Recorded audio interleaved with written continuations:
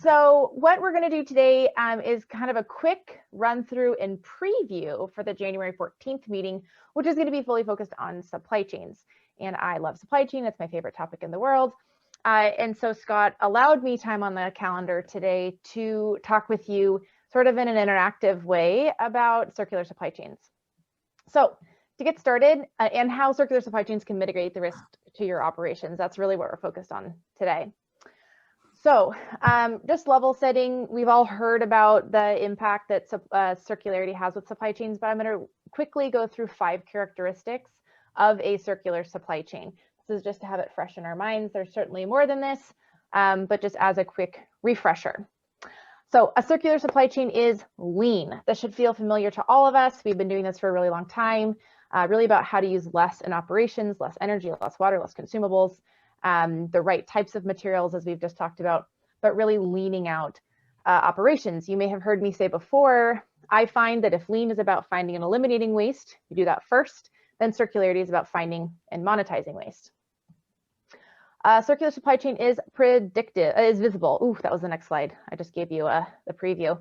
Visible. So after we lean out an operation, the idea, of course, is that every operation in the world feeds someone else. Every operation in the world right now is producing feed for another operation. And because of this, now data becomes table stakes. You know, there was a couple years there when we all said data is the new oil. I disagree with that. I think in the next few years, data will very quickly become table stakes to playing in the new type of global economy. We have to know where the product has been, where the materials have been, where's it going towards, what has it has been used for, which becomes very important as we start to plan safety around these value chains. Next, you heard me say this, predictive. So this is quite interesting to me. As a supply chain professional, I look at my customers and their needs and work customer back. Now, if we start thinking about my value stream as it stands today, continues to be my value stream. My waste stream as defined today becomes a value stream. We no longer have waste. So now I have kind of a primary value stream and a secondary value stream and customers for both. So now we have to start optimizing for both types of customers. I think this dance will start to become very, very interesting, and we'll need to be able to be quite predictive for both of these types of customers. Fourth, regional. We know this, of course. A circular supply chain is regional. You harvest, transform, and use materials regionally. We just heard about this from the last speakers about how important it is to keep, let's say, bottles regional. So how can we use them, wash them, and reuse them all within a single region? Or where my head is certainly at, with Christmas markets, how do you keep them super regional within a single Christmas market? And last one I'll share is flexible. So we think about this from 2 perspectives. There's certainly going to be more. We will start to have a tolerance range of material types, qualities, and quantities that come into our manufacturing lines. I predict that the use of AI will start to introduce previously unthought of substitutes for the materials that we use today. This means that we need to be ready to use different types of materials through our processes. We also need to be able to handle remanufacturing and new builds on the same line. There are some organizations starting to do this. The proportion of remanufacturing to new builds is going to grow pretty significantly in the next 5 to 10 years. So we'll need some flexibility. All right, that was really quick, but just to keep it in our minds, here's 5 characteristics of circular supply chain. So how do we put these together to make a strategy? We're going to look at 4 examples, and you will need your phones for this. So disruptions that have likely happened in this last year to your organization, and we're going to put our imagination hats on. If you already had a circular supply chain, how this could help you tackle some of these. So this is your boss. She comes in one day and she says, hey, budgets are cut across the board. Cool. So I'm going to ask you to do something kind of crazy. Open the camera app on your phone and point it at the screen. And you're going to be able to go to a Menti quiz. So if you scan that QR code, I'll give you a couple minutes to maybe like 12 seconds to do that. And we're going to go to see the results come in. You can also go to menti.com and enter that code you see at the front. And I'm going to ask you to enter your answer. Have you lost budget in this last year? So far, 4 people have found. I'll put the QR code back up here in case you need to see that again. And give you 15 seconds. Just open the camera app, point it at the screen, and then click the little pop-up that says, do you want to go to this website? And you say yes. You can also get there by going to menti.com and entering that code. We're going to do this 4 or 5 times, so you may as well go to the website so you can play along. I'm going to give this 5 more seconds for some brave souls to get to the website. Thank you, honest person, for calling it a sore subject. Okay, we've got 9 people. So what this means, if you were in a circular supply chain already, or your business was sitting on top of one, CapEx would go down because we'd have a better handle on how to make items last even longer in organizations. We heard about value of assets a few speakers ago. OpEx will come down because you found a secondary source of materials. Not only that, you have joined a buying group to drive market prices down across the market, saving even more money. For the first time in history, renewable energy is cheaper than traditional energy sources. You have found a way to cut your energy bill in your factories by 30%, both by changing the process, maybe installing some sensors, making sure pumps aren't running when they're not used, and also by switching to renewable sources. OpEx comes down even more because you have found a buyer for the waste produced in your operations. Industrial waste in the United States is a $57 billion a year industry, and that just counts for the US alone. So there are buyers out there for the waste. We need to lean it out first, of course, and then we can sell it off. And last, the cost to create work goes down in a circular economy, so you can actually employ more people, and your team is thrilled because they're finally not as overworked as they have been before. So budgets are down. You say, no problem, I have a circular supply chain. Next scenario, we're going to do 4 of these. This is your sourcing manager, and he says material costs are going up. Nobody seems to have enough supply. Has this happened to you in the last year? Have your material costs gone up in the last year? We'll do a survey on this.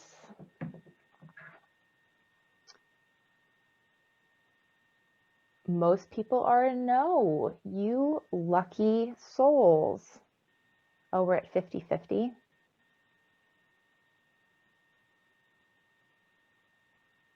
And 7 people have voted, but there are more than 7 people on this meeting.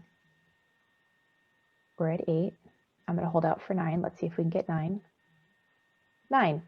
So for the most part, no, actually, which is pretty astounding. So count yourselves among either the well-planned or the lucky. All right, for those of you who have had material costs go up or some level of scarcity occur, of course, the circular economy can help with this. We all know this slide, but I'll explain it anyway. The slide on the left here shows that the cost of commodities have come down and we've gotten smarter with technology and process over the last 100 years. However, the last 20 years, we've seen a dramatic spike in commodity pricing. This is because, of course, we're running out. Circularity, of course, decouples the ongoing variable cost that's tied to our motion of product through our supply chains and helps us to finally decouple that and spend less on materials. You have also set up water sharing with nearby factories, thus reducing your cost of water. You've managed to do flexible operations, so you can take different material quality and variations. So you have more options to keep your line running as different materials are scarce. You've created a take-back program, so your supply chain can remanufacture in addition to making new items. Maybe it's large equipment like in the automotive industry, maybe it's clothing, maybe it's bottles, and you're actually just washing bottles. Please bring it to America. We would so love to do that. Please. Last, you've joined a pilot program to test an electric fleet to eliminate your dependency on petrol. These are happening soon. I'm based in Seattle and I see the Amazon fleets roll out, fully electric fleets rolling out. And so this is certainly just around the corner. So even though most of you don't have this problem, I certainly did this year, and we have solved it. 3rd of 4, here comes your logistics lead. And she's saying, wow, nothing is clearing the port right now. So you know the drill at this point. Have you had goods stuck at port for some period of time in the last year?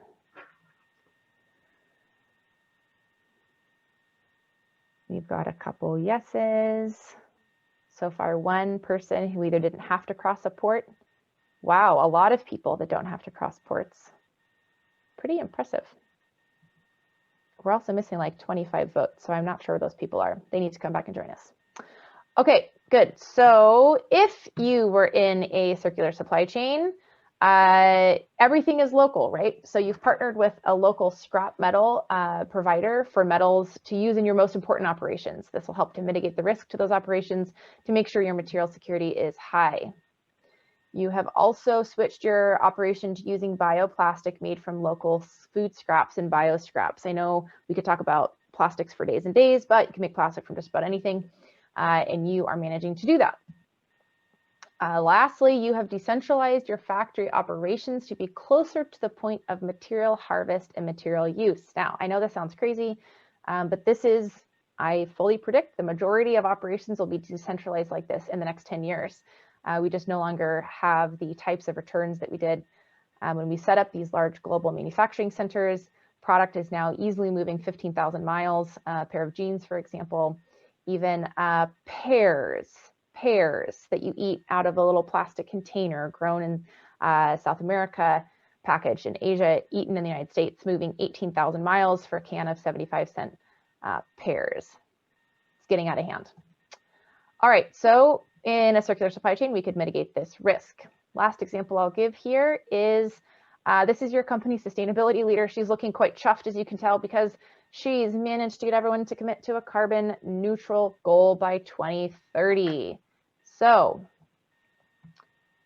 I will go slowly on this one, Tyler, so you can go. So if you are like Tyler and having challenges getting to Menti, if you go to menti.com, we'll pause on this, menti.com, and you will be prompted, and you can do this from a browser or from your phone, either one.